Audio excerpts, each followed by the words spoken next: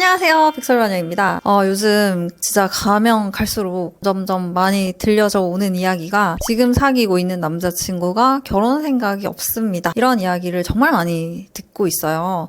아마 이런 추세가 앞으로 3년 동안은 더 늘어나지 않을까 생각이 드는데 제가 빠른 88이고요. 대학을 졸업했던 게 2010년이었어요.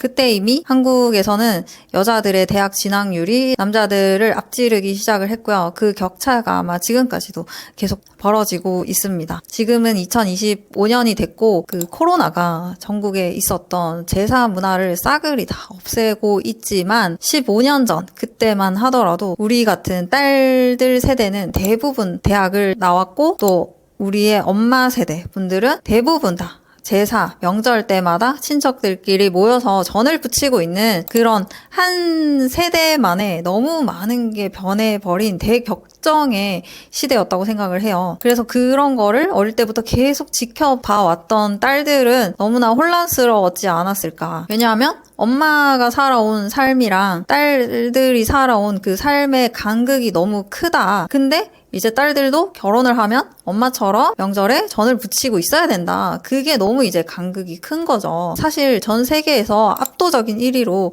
대학을 가장 많이 보내는 한국이라는 나라에서 대졸이라는 것이 사실 그렇게 희소성을 가지고 있진 않지만 그 당시에 딸 가진 어머님들 입장에서는 얼마나 자랑스러웠겠어요. 왜냐하면 어머님 분들은 그냥 딸이라는 이유 하나만으로도 초졸, 중졸, 고졸 하여간 그 집에 있는 아들들보다는 무조건 가방끈이 짧았던 경우가 많았잖아요. 근데 이제 85년부터 95년 요 사이에 태어나신 여자분들은 너 시집 안 가도 된다. 너도 대학 나왔고 직장도 다니잖아. 이런 식으로 마치 결혼은 무능한 여자들이나 하는 것이다. 그런 무의식 깔릴 만한 대사를 많이 듣고 자라셨을 겁니다. 그래서 아직도 제 유튜브 댓글에도 한 번씩 있거든요. 나도 돈 잘 버는데 굳이 시집을 가야 되나? 이런 댓글들. 근데 그걸 볼 때마다 드는 생각은 사실 결혼이라는 건 여자의 유능, 무능과는 그렇게 긴밀한 인과관계가 있다고 생각하지 않아요. 그냥 결혼을 하고 싶으면 하는 거고 하기 싫으면 안 하는 거죠. 하여튼 그런 환경 덕분에 2010년 그때쯤에는 그 상견례 자리가 진짜 딸 가진 쪽이 은근히 갑이었어요. 왜냐면 딸 가진 집 입장에서는 우리는 굳이 딸 시집 안 보내도 되는데 그쪽 집안에서 하도 예전부터 오랫동안 말씀을 해오시니까 이렇게 진행을 하게 됐네요. 이런 얘기는 하지 않지만 그런 무언의 분위기가 형성이 많이 됐었어요. 그러니까 그만큼 아들 가진 집에서 1년 넘게 언제 결혼할 거냐 이런 식으로 해서 그런 상견례 자리가 마련이 되는 케이스가 많았다는 거죠. 그때는 아직 제사 문화가 정말 활발했기 때문에 딸 가진 집안 입장에서는 우리가 뭐 대졸에다가 돈도 잘 버는 딸로 여느 아들 못지않게 열심히 돈 들여서 잘 키워놨는데 갑자기 우리 집 딸을 느닷없이 앞치마 메고 남자집 제사상 차려주는 며느리로 만들기가 싫은 거예요. 마치 어머님들이 그러셨던 것처럼. 그렇기 때문에 진짜 아들 가진 집에서는 남의 집 따님들 모셔오느라고 난리였었습니다. 근데 15년이 지난 지금은 이제 딸 가진 집에서도 그렇고 아들 가진 집에서도 그렇고 다들 부모님들이 정말 결혼에 대해서 별 생각이 없으신 것 같아요. 왜냐하면 시집 장가를 안 보내면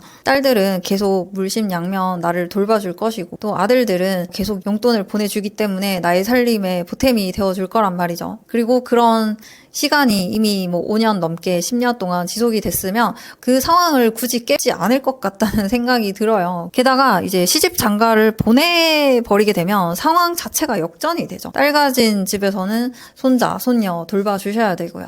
또 아들 가진 집안에서는 아들 장가 보내려면 돈을 많이 떼서 줘야 된다거나 그게 아니더라도 어쨌든 최소 지금 받던 용돈이 당장 끊기게 생겼죠. 그런 상황을 굳이 만들려고 하지 않으시는 것 같습니다. 왜냐하면 그 자녀분들을 전부 다 대졸자로 만들기 위해서 어렸을 때부터 대학 졸업 때까지 부모님들이 정말 많은 돈을 투자를 하셨기 때문에 지금 당장 부모님들의 노후 자금이 없으신 경우가 절반 이상이지 않을까라는 생각이 들어요. 거기에다가 또 이혼도 정말 많이 하고 있는 요즘 같은 하이 리스크 상황에서 굳이 우리 집 아들내미를 장가를 보내고 싶다. 아직도 이런 욕구가 15년 전 그때처럼 정말 강하게 남아 있으려면 아직도 아들한테 물려줄 만한 재산이 정말 많으신 집이시거나 아니면 아들한테 물려줄 제사가 많이 남아있는 집안밖에 없지 않을까 생각이에요. 그러다 보니까 이제 아들 가진 집안도 그렇고, 그리고 결혼 정년기에 들어서 남자 본인들 중에서도 딱히 결혼 생각이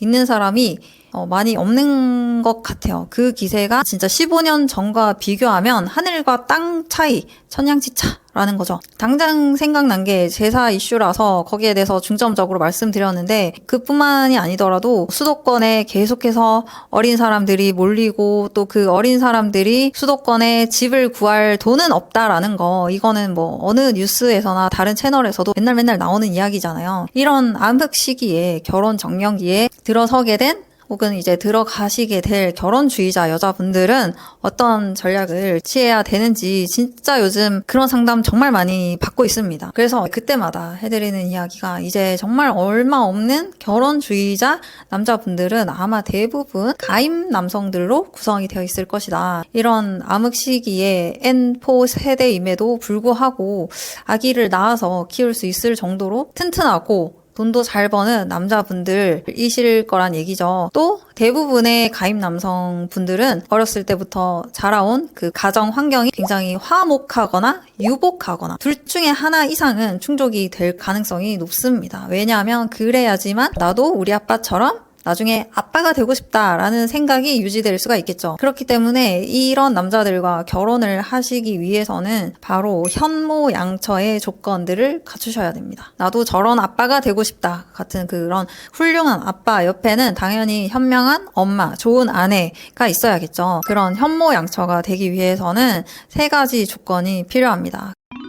그중 당연 제가 생각하는 첫 번째 조건은 바로 탁월한 기분 관리입니다. 왜냐하면 그날 하루 엄마의 기분은 그날 하루 그 가정의 날씨이기 때문입니다. 날씨가 우중충한 곳에서 자라거나 생활하고 싶으신 분들은 없겠죠. 우리는 본능적으로 양지 바른 곳, 맑은 물이 흐르는 곳에서 생활하고 싶어 합니다. 그래서 매일 동쪽에서 떠오르는 태양과도 같은 일정한 기분을 유지하시기 위해서는 첫 번째, 체중을 가볍게 유지하고 집을 깔끔하게 유지하셔야 됩니다. 체중은 여러분 자기 자신, 그리고 집은 여러분과 가장 밀접한 주변 환경입니다. 여러분 자기 자신과 주변 환경을 매일 일정하게 유지하셔야지 좋은 기분 유지에 도움이 됩니다. 그런 거는 호텔에서 2박 3일 이상 연박을 해보신 분들이라면 정말 느낌 오실 거예요. 매일 같은 시간에 호텔 정리를 해주시는 분들이 들어오셔서 정리를 싹 해주고 나가시기 때문에 호텔에서는 우리의 기분이 일정하게 늘 좋을 수밖에 없다는 거죠. 두 번째, 햇살 같은 다정은 체력에서 나옵니다. 잘 먹고 잘 싸고 잘 주무셔야 됩니다. 특히 30대부터는 매주 주기적으로 강제적인 운동 스케줄이 있으시면 좋습니다. 세 번째, 날씨에 휘둘리지 않습니다. 정작 여러분 자신이 이 진짜 날씨에 휘둘리지 않는 것이 좋습니다. 저는 임신하기 전에 수족냉증이 진짜 심했거든요. 그래서 아침에 눈을 떴는데 눈이 온다거나 비가 온다거나 그러면 진짜 그냥 눈을 감아버리고 오늘 하루 워프했으면 좋겠다. 진짜 그 정도로 아예 자리에서 못 일어날 정도로 날씨를 향한 저의 집착이 굉장했습니다. 근데 그런 집착들이 하루하루 제 생활 수준을 너무 많이 떨어뜨린다는 것을 깨닫고 거기에서 이제는 벗어났어요. 그리고 애를 둘이나 낳으면서 이제 더 이상 수족냉증이 없어요. 그러니까 굳이 그런 생각을 고집할 필요가 없겠다라는 것도 깨달았고, 또 주변을 보면 수족냉증이 있어도 날씨에 초연한 사람들이 대부분이더라고요. 근데 그런 매일 바뀌는 날씨야말로 절대 내가 바꿀 수 없는 것 중에 가장 큰 요소가 아닐까 싶어요. 그러니까 반드시 날씨에 초연해지는 것이 기분 관리에 중요한 요소가 될 수 있겠죠. 현모양처의 두 번째 조건은 자기 결핍에 자기 연민을 가지지 않는다는 겁니다. 우리의 모든 결핍은 과거의 어떤 사건일 뿐이며 그걸 현재의 형편없는 나 자신을 위한 핑계로 삼아서는 미래의 발전 가능성에 방해가 될 뿐이죠. 그렇게 발전 가능성을 없애버리면 그 결핍은 여러분 2세에게도 그대로 대물림 될 가능성이 높습니다. 그렇기 때문에 자기 자신을 가엽게 불쌍하게 여기는 여자를 자기 2세의 엄마로 삼으려는 남자는 이제 더 이상 없을 거예요. 요즘 시대의 남자들은 이미 극복한 강한 여자를 원합니다. 끊임없이 답정너 수수께끼를 던지고 밀당을 해서 사랑을 확인하려는 애정 결핍, 인정 욕구 결핍 여자를 남자들이 더 이상 바라지 않아요. 자신들과 동등한 고등교육을 받아온 여자들에게 남자들이 더 이상 연민을 느낄 필요도 이유도 없겠죠. 그리고 또 세 번째로 여러분이 생각을 해보셔야 되는 게 20대 여자는 20대라는 이유 하나만으로도 여러모로 부족해도 많은 걸 이해받습니다. 아직은 어리니까 뭘 몰라서 그럴 수도 있다. 그리고 어리니까 튼튼해서 아기를 안전하게 낳고 씩씩하게 잘 키울 것이다. 그리고 또 어리니까 아직도 여러모로 발전 가능성이 있을 것이다. 이런 판단을 하게 됩니다. 그러니까 아직 외모 꾸미기라든가 말을 예쁘게 하기 이런 게 서툴러도 어리니까 이해받을 수 있고 또 앞으로도 발전 가능성이 있겠거니 할 수 있는 거죠. 근데 그에 비해서 30대 여자분들은 이제는 완성형에 가까워야 된다는 거예요. 머리끝부터 발끝까지 세련된 외형과 완벽한 화술이 완성이 되셔야 됩니다. 이것은 많은 성형수술을 의미하는 것이 절대 아니고요.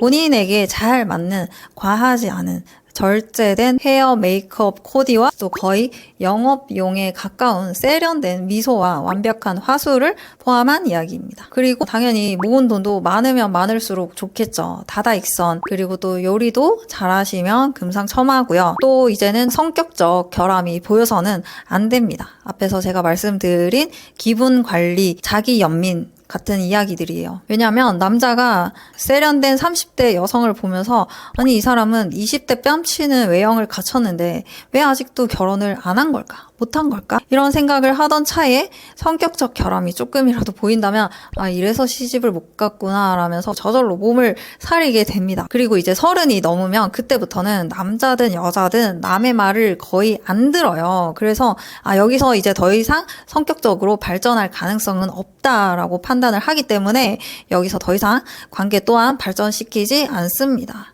즉 이제는 서로서로 비슷하게 맞춰갈 수 있다는 기대감 자체가 사라졌기 때문에 포기를 하게 된다는 거죠. 그래서 이제 30대 여자분들은 모든 남자들의 결혼 이상형인 예쁘고 시비 걸지 않는다에 가까워지셔야 합니다. 남자들이 봤을 때는 이 여자는 외적으로든 내적으로든 더 이상 발전할 가능성은 없을 것 같다라고 판단하기 때문이죠. 결론적으로 연애, 결혼, 출산 이 세 가지를 모두 포기한 3포 세대인 지금 30대 남성분들 중에서 아직도 여전히 가임 남성에 가까운 남자를 만나기 위해서는 첫 번째, 탁월한 기분 관리로 매일 좋은 날씨를 제공해 줄 수 있는 여자. 사실은 이게 최상의 조건이에요. 그리고 두 번째 말씀드린 자신의 결핍을 남자의 사랑과 인정으로 채우려고 애쓰지 않는 여자. 이게 사실은 최소 조건입니다. 한마디로 시비 걸지 않는 여자가 최소 조건이고요. 최상의 조건은 한결같이 좋은 기분을 유지하는 여자가 되겠습니다. 그리고 세 번째로 여러분이 아셔야 될 것이 20대 여자는 어리다는 이유로 많은 부분에서 서툴러도 이해받을 수 있고 그리고 아직도 발전 가능성이 있다라고 판단되지만 30대 여자분들은 이제는 정말 완성형에 가까운 현모양처감이 되셔야 된다는 겁니다. 오늘 제 이야기 들으시면서 결혼 정년기 여자분들께서 제가 왜 그래야 되는데요? 라는 생각은 하실 필요가 없어요. 전혀 안 그러셔도 됩니다. 고작 방구석 유튜버인 제 개인적인 추측에 의하면 지금 30대 남자분들 중에서 그 인구 숫자의 대략 30% 그 안에서 결혼과 이혼, 재혼, 그리고 임신, 출산, 육아 또 그중 일부 분들은 불륜 혹은 혼외 임신 이런 것들을 경험하실 거라고 생각을 합니다. 그러니까 그런 가능성을 가지고 있는 30%의 가임 남성이랑 안정적으로 결혼까지 가고 싶다라고 생각하시는 여자분들은 오늘 제 이야기를 들으시고 나서 아 그런 전략도 있을 수 있겠구나 하시면 될 것 같아요. 한 줄 요약을 하자면 예쁘고 시비 안 걸면 된다입니다. 여기서 조금 더 보태자면 어떻게든 돈 열심히 많이 모으시고요. 요리도 잘하시면 좋을 것 같다라는 이야기죠. 그리고 도대체 시비 안 거는 게 구체적으로 뭡니까? 이런 댓글도 달렸었는데 첫 번째로는 동성 친구한테 못할 이야기는 남자친구한테도 하지 말자입니다. 두 번째로는 내가 듣고 싶은 답이 정해져 있는 답정너 질문은 하지 말자입니다. 이거 두 개만 여러분 머릿속에 계속 암기하고 계셔도 아마 많이 도움이 되실 거예요. 그리고 또 오늘 이야기로 여러분이 유추하실 수 있는 것은 여러분의 커리어 완성과 여러분의 결혼은 별개의 사건이라는 겁니다. 내 커리어를 완성시키고 나면 나는 더 좋은 결혼을 할 수 있을 것이다 라는 전제, 그리고 결혼을 하고 나면 내 커리어는 이제 박살날 것이다. 이 두 가지 전제를 가지고 계신 여자분들이 굉장히 많으신데요. 일단 이 두 개를 붙여놓으면 논리적으로 충돌되는 이야기입니다. 여러분의 커리어를 완성시키고 나서 그 덕분에 좋은 결혼을 하고 나면 그 결혼 때문에 여러분의 커리어가 박살난다? 그게 도대체 무슨 의미가 있을까요? 결혼을 했다라는 이유만으로 커리어가 박살나진 않고요. 물론 아기를 낳으면 그때 잠깐 단절이 됩니다. 남자들이 군대를 갔을 때 인생 플랜이 단절되는 것처럼. 근데 그게 만약에 여러분의 정말 천직이었다. 그렇다면 육아를 어느 정도 진행시킨 다음에 다시 그 일을 진행하셔도 커리어는 끊기지 않으실 거예요. 그리고 그게 천직이 아니었다. 그러면 육아와 병행할 수 있는 또 다른 일자리를 구하셔도 괜찮습니다. 그래서 남자 눈에 예쁘고 남자한테 시비 안 걸고 여러분 스스로 돈 열심히 모으시면 여러분이 사랑하는 남자와 결혼을 하실 수 있으실 거란 이야기였어요. 저는 여기서 커리어 완성이라는 조건을 아예 얘기를 하지 않았었죠. 그래서 별로 상관도 없는 요소인데 나는 이것 때문에 결혼을 못하고 있다. 이렇게 핑계 삼으실 필요가 없다는 얘기죠. 커리어 개발이나 자기 개발, 갓생 살기 이런 데 시간을 투자하느라 저는 정말 연애할 시간이 없습니다 라고 생각을 하고 말하고 다니시는 결혼주의자 여자분들을 보면서 굉장히 안타까운 마음이 들었기 때문에 이 이야기도 같이 보태봤고요. 충분히 여러분의 커리어와 여러분의 연애 그리고 결혼이 같이 병행될 수 있는 요소라고 생각을 하니까 거기에 대해서도 한번 생각을 다시 해보셨으면 좋겠습니다. 오늘도 저의 긴 이야기 들어주셔서 감사드리고요. 2025년에는 모두들 바라는 인연 만나실 수 있길 바랍니다.